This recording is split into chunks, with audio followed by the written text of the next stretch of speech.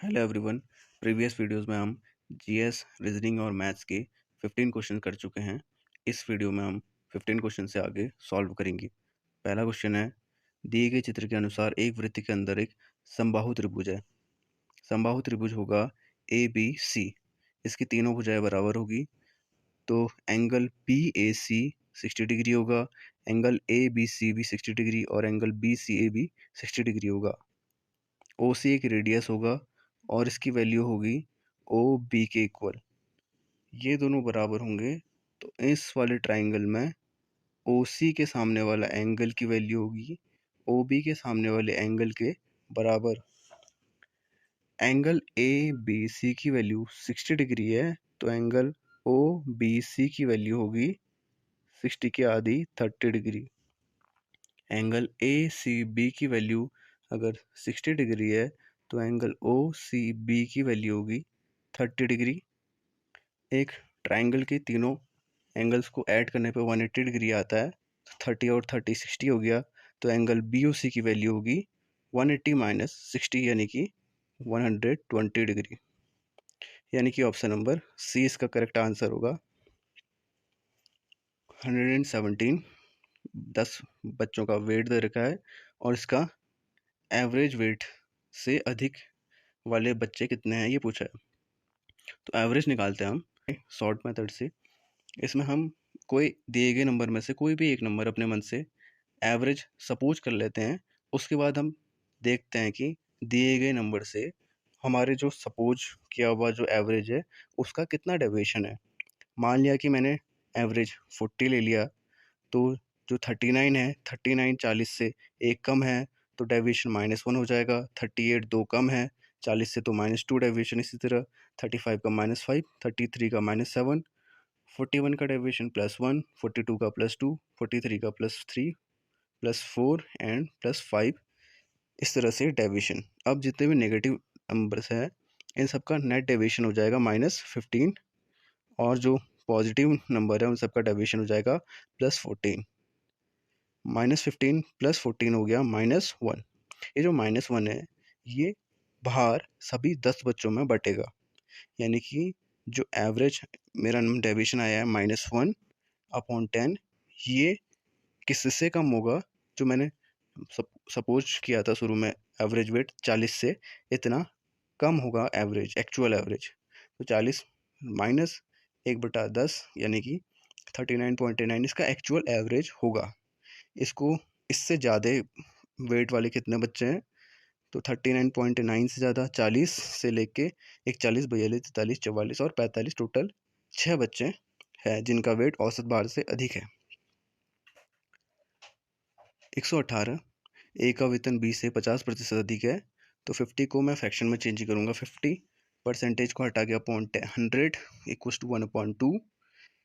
ए का वेतन अधिक है, तो कितना अधिक है भाई, 2 में 1 ज़्यादा है। तो अगर बी का सैलरी 2 होगी तो 1 ज़्यादा 3, एक ही सैलरी हो जाएगी। तो बी का वेतन ए के वेतन से कितना प्रतिशत कम है, तो इसको करेंगे कैसे, 3 - 2 अपॉन जिससे पूछा गया है उसको अपॉन में कर दो।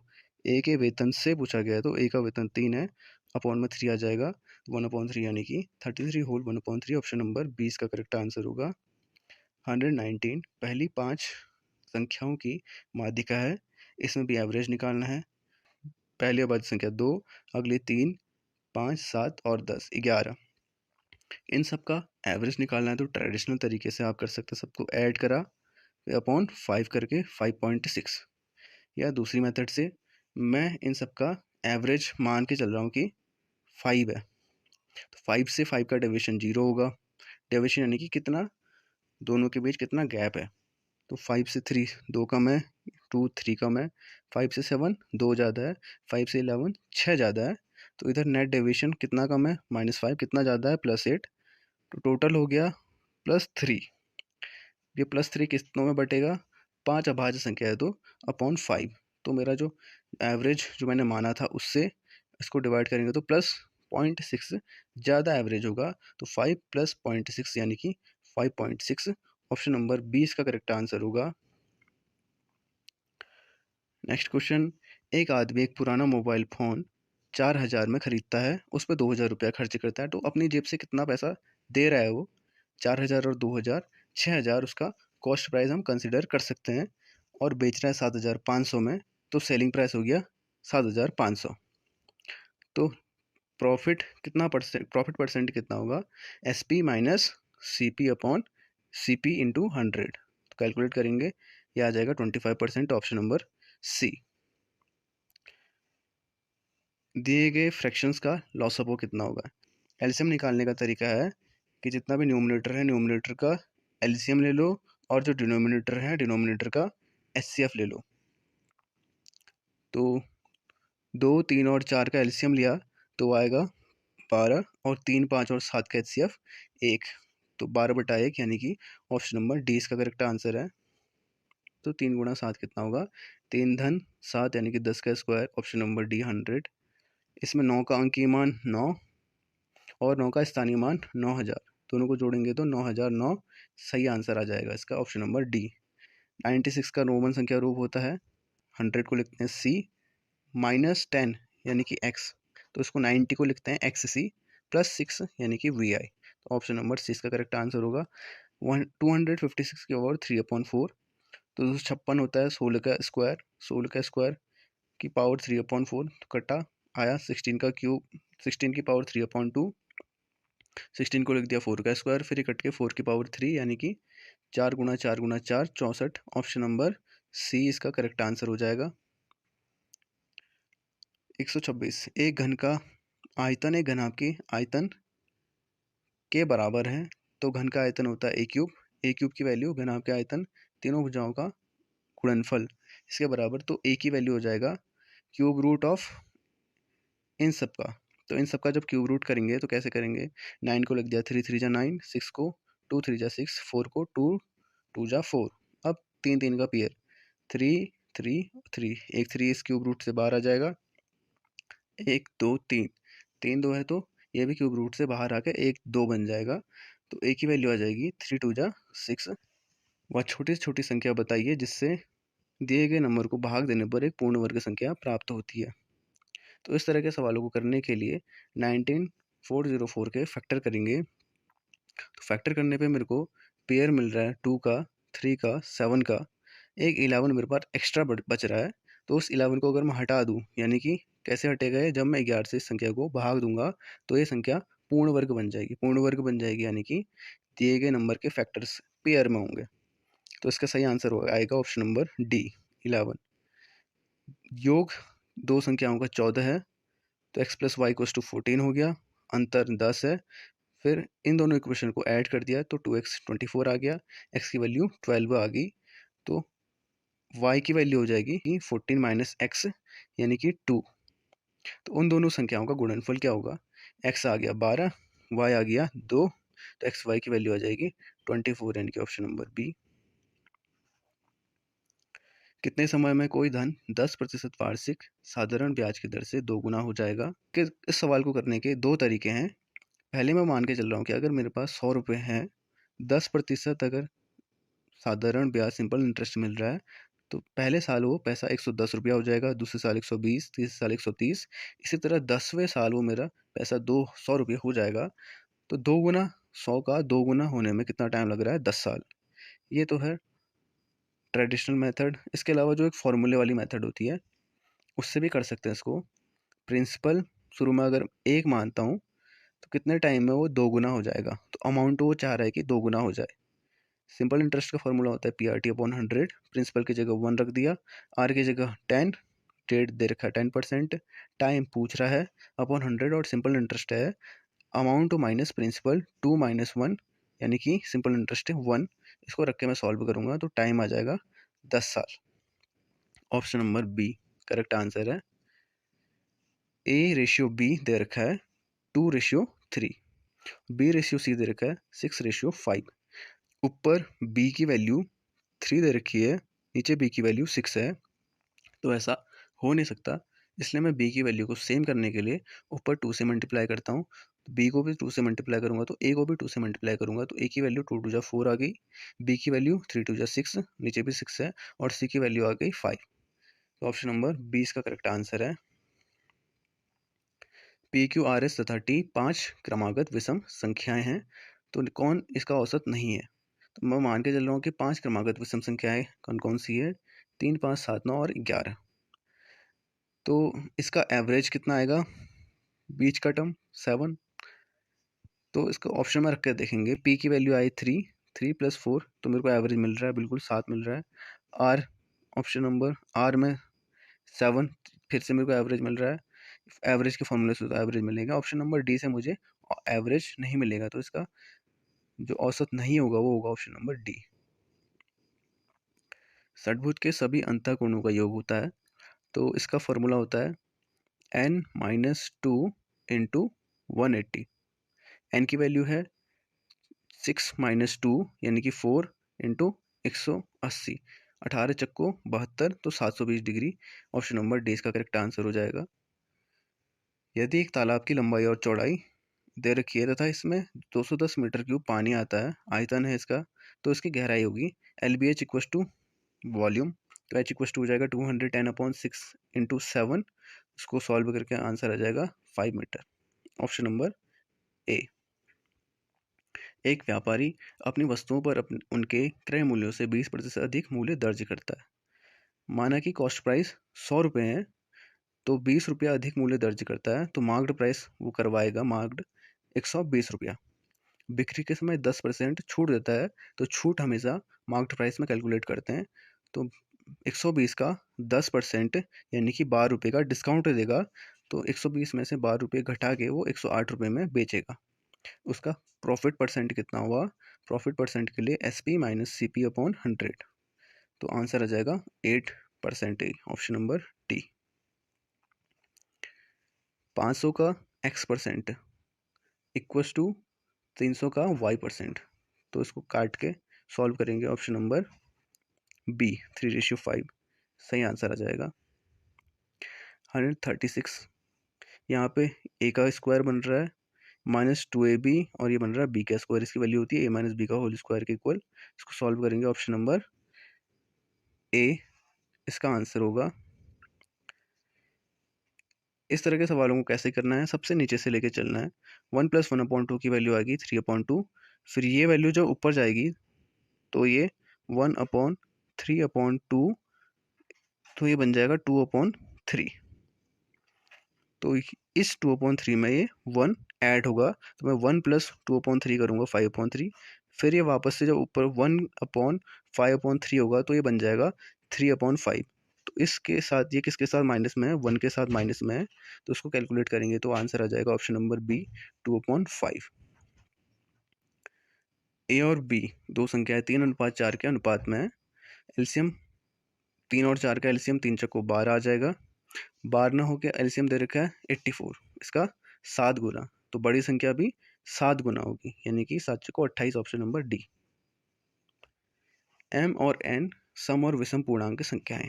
दी की कंडीशन में लगाएंगे तो m की वैल्यू बड़ी है 11 से, तो और छोटी है 13 से, और 13 के बराबर भी है, तो m की वैल्यू आएगी 12 और 13। क्योंकि दे रखा है कि m एक सम संख्या है, तो 13 कैंसिल हो गया, m की वैल्यू होगी 12।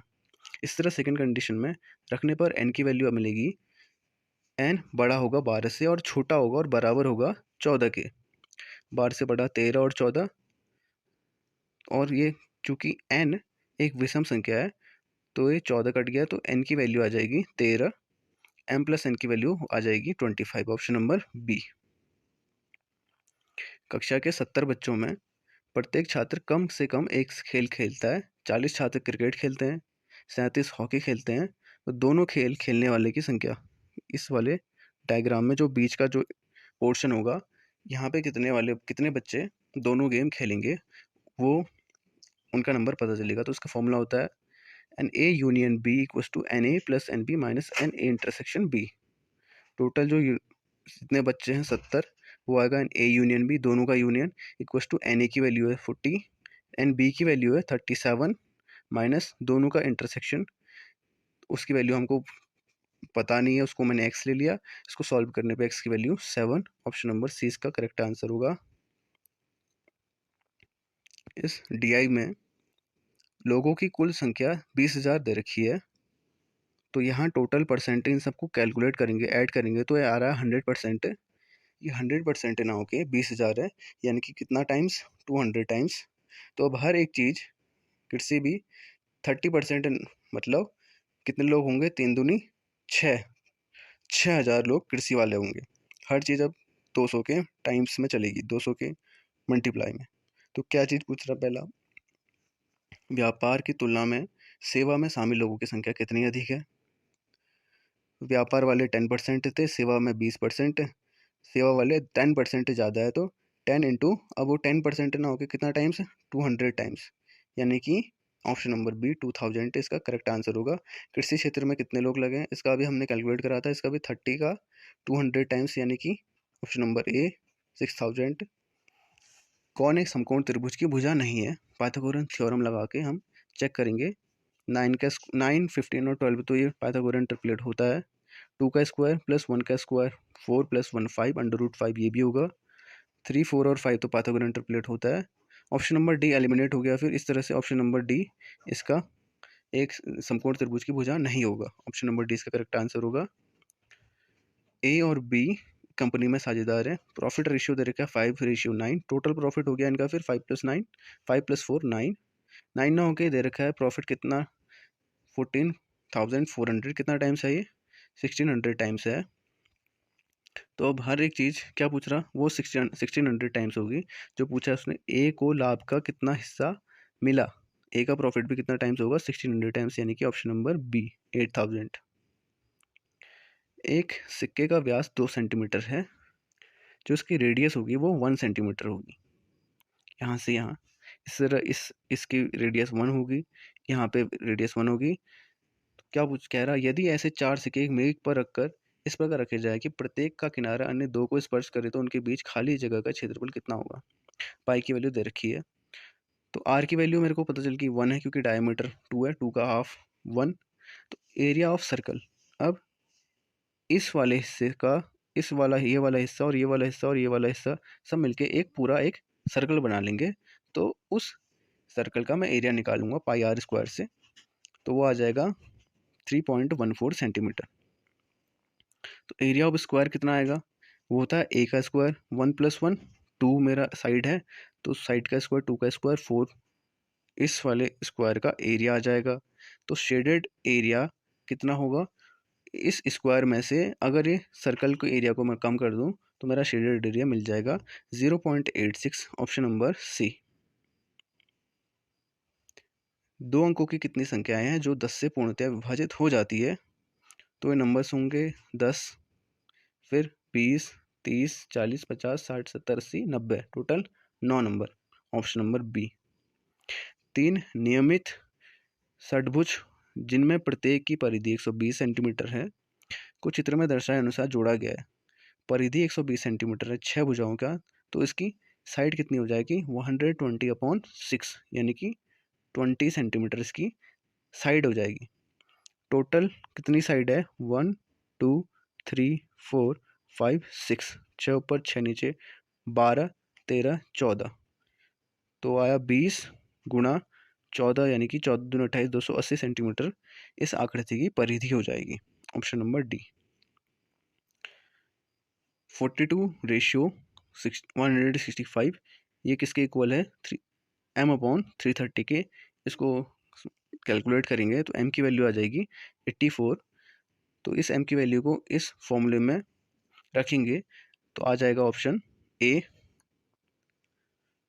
2। एक आयताकार प्रांगण जिसकी लंबाई 1024 सेंटीमीटर और चौड़ाई 240 सेंटीमीटर है, को समान आकार के वर्गाकार टाइल से पक्का किया जाना है। प्रत्येक टाइल की भुजा की अधिकतम लंबाई होगी। तो जो इसकी छोटे टाइल्स होंगे, अब छोटा टाइल एक नहीं होगा, बहुत इसके कई सारे टुकड़े होंगे छोटे, तो इन दोनों जो नंबर्स है इनका जो एलसीएम होगा वही होगा छोटे टाइल की भुजा की लंबाई।